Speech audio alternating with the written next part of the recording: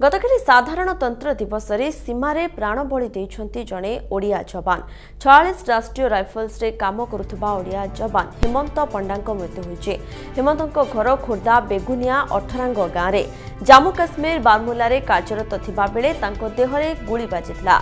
बापा मांकर एकमात्र पुओ थिले हेमंत। तांको पिता मध्य सुबेदार मेजर भाबे सेनार अवसर नेथिले। तांको मरशरीर गाँव रे पहुंचिबो।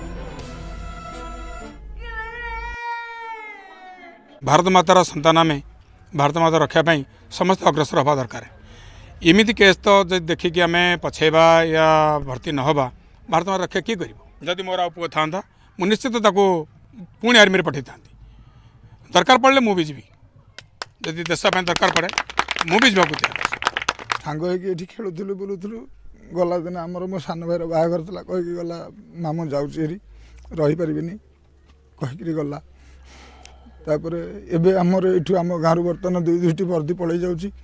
गोटे पिला आमर वर्दी चाकरी करथिला एसआई चाकरी करथिला ता डेथ समय पाखे रही बहुत साहय सहयोग आरंभ कर सबकिछ कला। केबे विश्वास कर नथिलु मैंने आमको एमती छाड़ी पड़े।